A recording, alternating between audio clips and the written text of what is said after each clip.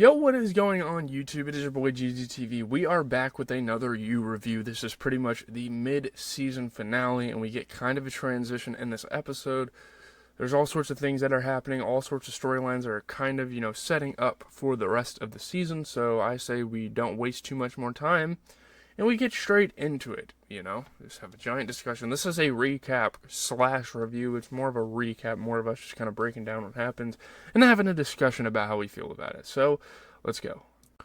So, after roughly 6 months have passed since season 3, episode 4, and they decided to really move the timeline forward. Love and Joe think the time is right to transition out of regular therapy sessions with Dr. Chandra, who wonders if the concern is financial, but since we last checked in, a fresh start has become a great success, which is awesome to see. That's cool to see Love, chasing a passion somewhere away from her parents and somewhere, in an independent way. I think that's, really, really cool for her. So, yeah. So, Love's friendship with Cary has surely been a huge aid in getting her more foot traffic, getting more people to pay attention to her, and she's just trying to fit in, and she said it's not a crime to fit in, which is 100% true. It's also evidently contributed to an evolution of Love's style. Whereas Theo, at their first meeting, had noted that Love must be new in town if she hadn't succumbed to a full-time athleisure wardrobe. That's what she's rocking for therapy, along with fake lashes, highlights, and a new side part. So, a lot of interesting stuff going on with the Love. A lot of character development. She's also let Cary style her and Joe, apparently, for a photo shoot for the invitation for Henry's first birthday party. This is supposed to be a big event. Everyone in the area is going to come and help her celebrate, I guess. So, Joe remembers when Love thought over-the-top kid celebrations were tacky, but he understands that embedding Henry in the neighborhood social life is integral to getting him admitted to the ultra-exclusive Ashman school. I mean, they heard the schools were great. That was kind of their goal of coming here, which sounds like a pretty foolish concept, but hey, it's their goals, I guess. So, Joe's not the only one who's noticed how Love has changed to fit into Madre Linda. She stayed in touch with Theo since he's returned to school, though we learned she drew a hard boundary, forbidding email contact but making herself available to rescue him with Ubers when he gets drunk, which is debatably worse and which is obviously going to, lead them to getting into the nitty-gritty. You guys know exactly what I mean. This was pretty much inevitable. I feel like we all kind of predicted this to happen between these two characters. So Joe discovers the credit card charges when he walks in on an intense-looking exchange between Love and Theo at the Quinn Goldberg front door, when she explains that she's looking out for Theo because no one else is. It's like, I understand Love for doing this and wanting to be like this mother figure, this parent kind of for Theo, but it turns into like a very weird fucking dynamic when you start having sex with this guy and you start flirting with this guy and you keep inviting him back in. It's fucking weird, So Joe gets mad enough to punch a wall, which is crazy. But then Joe's got his own problems. He finds suburban life very boring. He's annoyed when Love calls him out in therapy for not having made any friends, and he's experiencing impotence. When Cary suggests that Joe join him and the other husbands for a hunting trip, Joe reflexively declines. Like, he's not really into that sort of thing. Obviously not a nature guy. He's more of like an inside, introverted character that reads books all fucking day. Yeah, there's party prep to be done, I guess, so that's why he wants to stay home. But Love hems him in by saying she can handle it, which is obviously her whole ploy, her whole, plan to fit in with the suburban community. This will take Joe away from the library and the limited amount of flirting with Marianne he's permitting himself, but reluctantly he goes, and obviously that's good for his fucking character, and that's good for Marianne, because we don't love her, or we don't want her stuck in this weird love with Joe. That's bad for her. But throughout the season, we've been getting glimpses of Joe's life as a foster kid in a group home, bullied by bigger kids. I'm kind of mixed on that aspect. I'm kind of like, it's cool, but at the same time, you're telling a story that we all know how it ends. Cary's fantasy of a hunting trip rekindles Joe's deep suspicion of other men, particularly when they run in packs. Even a guy with lots of perfectly normal male friendships might be put off by Cary's extremely aggressive overtures, his extremely, masculine personality, energetic.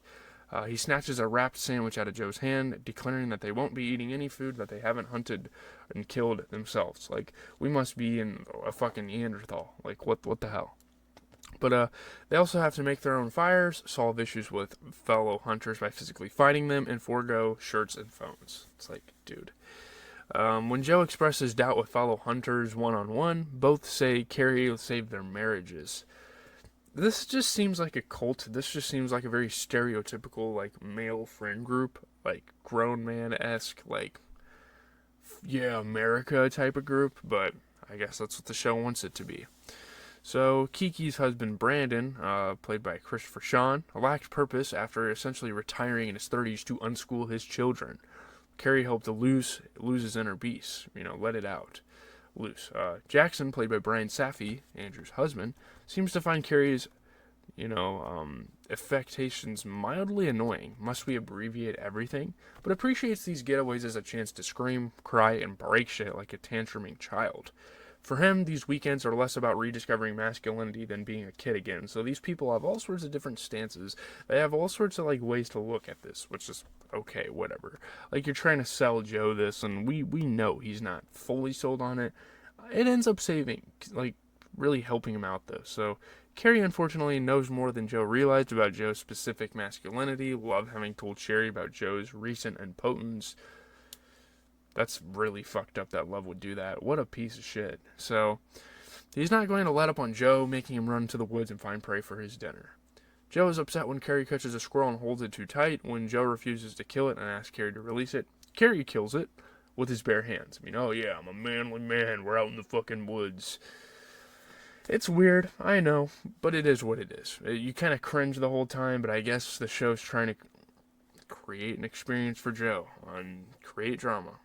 Recognizing that Joe is perturbed, Cary challenges him to a fight, and while Joe tries to resist, he does punch Cary back before shoving him into some brush. And I thought it was extremely fucking odd that Cary just decided to punch him out of nowhere in the fucking face. There's a little short cliff that Cary falls off, and obviously everyone's concerned, like, holy shit, he's fucking dead. Like, he's acting like it. Again, super weird of him. Cary is a weird character. We really get to learn about him in this episode, which I'm appreciative of, but I would definitely want to be around this guy. So, Joe drags him back to camp, assuming he's fatally injured him, but Cary wakes up right before Joe gives him the kiss of life, and matter-of-factly resets his dislocated shoulder. It's like, bro, what? Joe thinks Cary's about to rat him out for the rough shove, but Cary praises him instead. Goldberg's a fucking animal. You are one fine specimen of a man, Joe. Surrounded by the other husbands, beaming with pride, Joe breaks down, sobbing in relief. They saw the darkness in him and didn't reject him. Can he perhaps, add them to his team?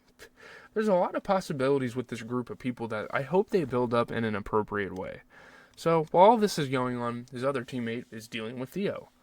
Though she had hoped to keep things friendly, asking him about rumors she'd heard that he'd been struggling in his studies, it's clear he wants more from her and isn't ready to let go even before he calls her from the police station. He's been arrested for driving an electric scooter drunk, which is pretty fucking silly considering I don't even know if electric scooters are street legal most of the time, but I digress. Love's never ridden one, so they go wilding in a park, both on a single scooter, before falling off together. It's like, why is Love agreeing to do shit like this? Like, she knows what this is going to lead to, she's setting boundaries, yet going out there, standing in front of this guy on a fucking scooter. It's like, Love, what are you doing? Like, you're teasing this guy, you're being a hypocrite. It's pretty insane. But, they fall off together. Sprawled on the grass next to Love, Theo admits that he isn't blowing off his classes because of Natalie's death. It said he can't stop thinking about Love, and it's like, holy shit, now he's like fucking gaslighting her almost. Now he's putting her in kind of a rough situation. Each accuses the other of harboring unrealistic fantasies, but let the record show it is she who kisses him this time, and while the camera cuts away, it sure seems like they had fucking sex, obviously. So, when Love charges home, Dottie warns her away from Theo. I don't know how the fuck she knew that she was with Theo. That didn't really make sense to me. I'll leave it alone. So, learning that she missed Henry's first steps while she was out fooling around seems to snap Love back to herself. And when he texts hi, she texts back another boundary. Never again, find someone your own age. She's trying to really end it for good. But this guy just keeps on coming back. It's like, man, you feel for Love, but at the same time, you have to be able to, hold yourself back in a fucking marriage. But, when the couple reunites, Joe's practically a different person. His internal monologues still moved by the acceptance with which he has met in the woods. It's something he's longed for his whole life, but he darkly comments that it always comes with a price, sending us back into a memory of little Joe the group home. The kind nurse saw Joe almost push his bully down the stairs and tells him if he had, she wouldn't have snitched. And that there's obviously some significance with this nurse in the story, and obviously later on they're going to kind of develop that, I'm sure, as the season kind of gets going even more. But Joe sadly says he chickened out, but the nurse says it's because he's not like them. She knows what it's like to get picked on and suggests that the two of them look out for each other. Oh no. Is this the price little Joe had to pay for his attention, whatever she's grooming him for? Anyway, in the present, Joe is feeling no pain and bangs the hell out of Love before she gets a notification that the alarm is off at the bakery. And Joe offers to go check, being a good husband, his life has changed. He wants to be a better man now. While he's gone, Love hears a loud moaning from outside and sees Theo in Matthew's backyard getting head from a long-haired person kneeling in front of him. Did he follow Love's advice and find someone his own age, or is that possibly Cary? Could that possibly be a character of importance to the show? I guess that's kind of like a cliffhanger they're sort of leaving us on. Who is that woman? It would explain why she knows so much gossip about his academic career and why Theo is so contemptuous of her. So, at the bakery, all is well because Joe rigged the alarm sensor himself to get some time to himself. He recognizes that Love needed an outlet with Theo, and so does he. He's stalking Marianne, but just a little. No keepsakes, like the bracelet he almost stole from her desk earlier. This scene right here. No social media, just watching. It's really interesting. It's almost like these two are setting up to have like a fucking, what do they call those relationships? Where like an open relationship. I don't know. That's crazy. You won't find out. He purrs to the you to whom he is legally bound. You can't. I'll be careful. So careful. Things will be different this time. If by different, I mean, he probably means the fucking same. I feel like they're setting up to have this same fucking story happen over and over and over again on this show, which eventually will wear itself out, but I'm fine with it for now. I'm along with the ride because we only have a season and a half left till we are up to date with this show. So, that's going to do it, guys. Leave a like, comment, and subscribe. I'll try to get these clips together as fast as I can. I have to get ready for work. I'm going to start working on some homework, doing that sort of thing. So, peace out.